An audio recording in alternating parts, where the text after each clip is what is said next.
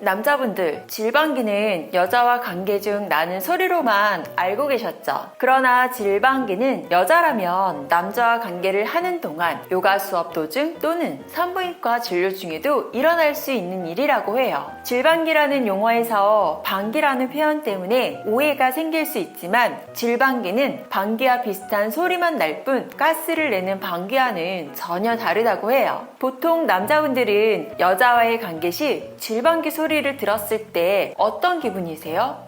혹시 내 소중이가 작아서? 혹은 여자가 흥분을 하지 않아서? 혹은 여자의 소중이가 넓어서? 라는 생각을 하기도 한다고 하는데요. 그동안 오해와 편견을 갖고 있었다면 오늘 미스김이 질방기에 대한 오해를 풀어드릴게요. 그럼 대체 질방기는 왜 나오는 걸까요? 안녕하세요. 비서실 미스 김이에요. 질방기는 여자의 의지와 상관없이 질 속에 공기가 밀려들어와 일시적으로 질간의 주름에 끼었다가 풀릴 때 발생하는 신체 현상인데요. 러브러브를 할 때 왕복 운동으로 인해 질 안팎을 드나들면서 질의 막다른 공간에 여분의 공기가 들어가 나오는 소리라고 해요. 그리고 특정 자세를 취할 때 질방기가 날 확률도 높아지는데요. 예를 들어 여자의 골반이 위쪽으로 향하거나 다른 위치로 갑자기 바뀌는 러브러브를 할 때 그렇다고 해요. 또 성적인 행동이 아닌 여성용품 삽입이나 요가 수업을 할 때 산부인과 의사가 검사를 위한 의료기기를 넣을 때도 질방기는 나올 수 있다고 해요. 그렇지만 일반적으로 직장에서 나오는 가스인 방귀는 악취가 날 수 있지만 질방기는 냄새가 나지 않는다고 해요. 그렇다면 질방기를 예방하는 방법은 없을까요? 안타깝게도 질방기는 막을 수 있는 방법은 거의 없다고 하는데요. 이건 방귀를 참을 때처럼 계속 참을 수 있는 게 아니며 공기가 들어오지 못하게 하기 위해 질 통로를 수축하려고 하면 오히려 고통스러운 러브러브를 할 수밖에 없다고 해요. 그리고 출산한 여자는 임신과 출산이 골반 바닥 근육을 약화할 수 있기 때문에 질방기가 나올 확률이 더 높을 수 있다고 하네요. 하지만 케겔 운동 등으로 그 부위의 근육을 강화하면 질방기가 날 확률을 줄일 수 있다고도 해요. 또한 러브러브 중 위치를 바꿀 때도 그리고 남자의 소중이를 그대로 질 내에 두는 게 질방기가 날 확률을 줄일 수 있는 방법이라고도 해요. 이렇게 하면 질에 공기가 들어갈 기회가 적어지기 때문에 당연히 질방기도 줄일 수 있겠죠. 사실 이론적으로 특정 체이나 요가 자세를 피할 수는 있지만 그러면 러브러브의 재미가 조금 떨어지기 마련이죠. 그러니 질방기가 나와도 당황하지 마세요. 그렇다면 왜 이 아주 정상적인 신체 기능이 순간적으로 그렇게 당혹스럽게 느껴지는 걸까요? 일단 조금 거슬리는 소리 때문이겠죠. 질에서 공기가 나오는 것과 실제 방귀에 대한 차이를 이해하지 못하기 때문에 질방기의 잘못된 오명 또는 편견이 있어서예요. 소리는 방귀와 비슷할 수 있어서 문화적으로 성기에서 나타나는 현상에 오명이 붙거나 부끄러움을 느낄 수 있는 건데요. 의사들은 질방기가 정상이고 흔한 일이라고 설명하며 부끄러워할 게 아니다 라고 말을 해요. 러브러브 중 질방기가 나와도 그 어색한 순간마저 포용하면 두 파트너 모두 더 즐거운 관계를 할 수 있다고 하는데요. 사실 러브러브 중에 집중하다 보면 땀을 많이 흘려서 미끄러지거나 어색한 자세 등으로 이보다 더 당황스러운 상황들은 있기 마련이죠.